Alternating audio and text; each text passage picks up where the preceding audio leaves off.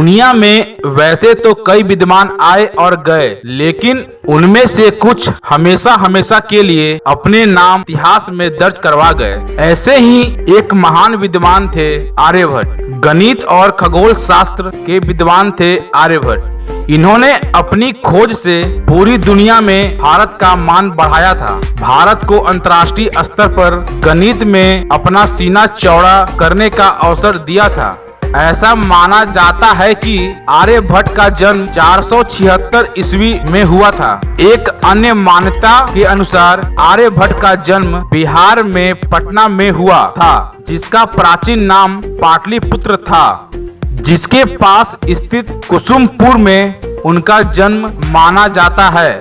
बचपन से ही उनमें नई नई चीजें करने और सीखने की ललक थी। आर्यभट्ट का जीवन परिचय की बात की जाए तो आर्यभट्ट ने नालंदा विश्वविद्यालय से शिक्षा प्राप्त की थी। आर्यभट्ट ने मात्र 23 वर्ष की आयु में आर्यभट्टीय नामक एक ग्रंथ लिखा था।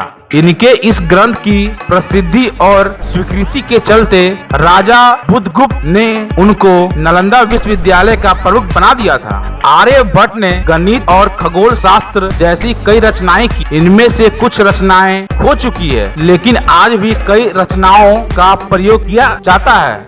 आर्यभट्टीय यह आर्यभट्ट की एक गणितीय रचना है, जिसमें अंकगणित, बीजगणित, त्रिकोणमिति का विस्तृत वर्णन है। वहीं इनमें सतत भिन्न द्विघात समीकरण, ज्याओं की तालिका, घात श्रृंखलाओं का योग आदि भी शामिल है। आर्यभट्ट के कार्यों का वर्णन इसी रचना से मिलता है। इसका यह नाम भी आर्यभट्ट ने नहीं, बल्कि बाद के समीक्षकों ने यह नाम दिया। भास्कर प्रथम, जो आर्यभट्ट के शिष्य थे, वे इस रचना को असमक तंत्र कहते थे। सामान्य रूप से इसे आर्य शत अष्ट भी कहा जाता है। इसमें 108 छंद श्लोक हैं। यह बहुत ही सार गर्भित रूप से लिखा गया सूत्र साहित्य है। आर्यभट्ट द्वारा गणित एवं खगोल शास्त्र के क्षेत्र में अनेक योगदान दिए। आर्यभट्ट ने पाई के मान की खोज की। इसका वर्णन आर्यभट्टीय के गणित पाद 10 में मिलता है। आर्यभट्ट ने शून्य की खोज की, जो कि गणित की सर्वश्रेष्ठ खोज है, जिसके अभाव में गणनाएं असंभव होती थी, क्योंकि किसी संख्या के आगे शून्य लगाते ही उसका मान 10 गुना बढ़ जाता है। इन्होंने सर्वप्रथम स्थानीय मानक पद्धति के बारे में जानकारी दी।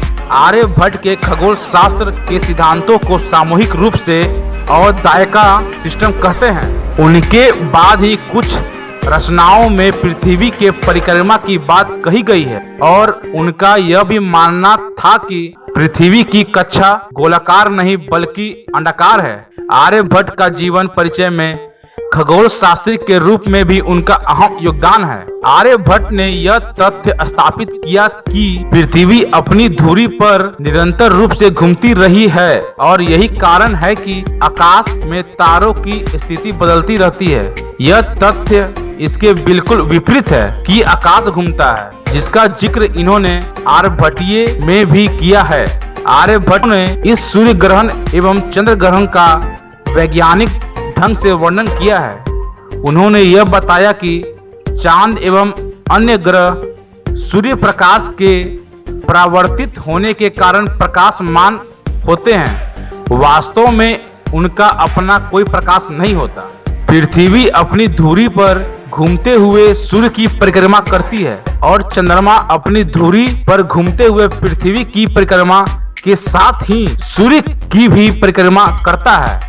और इस दौरान जब पृथ्वी और सूर्य के बीच जब चंद्रमा आ जाता है, तो चंद्रमा के बीच में आने से सूर्य का उतना हिस्सा छुप जाता है, और वह हमें काला या प्रकाशहीन दिखाई देता है, और यह घटना सूर्य ग्रहण कहलाती है। चंद्रमा अपनी धुरी पर घूमते हुए पृथ्वी की परिक्रमा के साथ ही सूर्य की भी परिक्रमा करता है, और इस दौरान सूर्य और चंद्रमा के बीच पृथ्वी आ जाती है, तो पृथ्वी की परछाई चंद्रमा पर पड़ती है और वह सूर्य प्रकाश प्राप्त नहीं कर पाता और यह घटना चंद्र ग्रहण कहलाती है। पृथ्वी की छाया जितनी बड़ी होती है ग्रहण उतना ही बड़ा होगा।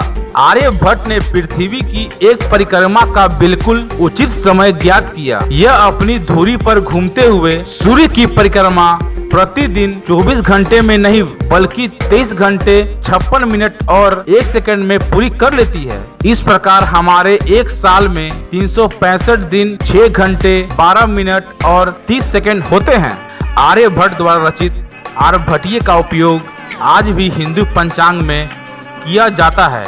गणित और खगोल शास्त्र में उनके अतुलनीय योगदान को देखते हुए भारत के प्रथम उपग्रह का नाम उन्हीं के नाम पर आर्यभट्ट रखा गया है। आर्यभट्ट ने दशमलव प्रणाली की खोज की थी।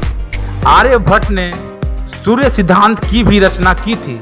आर्यभट्ट ने अंकों को दर्शाने के लिए कभी भी ब्राह्मी लिपि का उपयोग नहीं किया, जो कि वैदिक समय से सांस्कृतिक प्रथा के अनुसार चले आ रहे थे। उन्होंने सदैव अक्षर का ही प्रयोग किया। इस प्रकार आर्यभट्ट हमारे देश के महान गणितज्ञ एवं खगोल शास्त्री थे, जिनका इन क्षेत्रों में अतुलनीय योगदान है।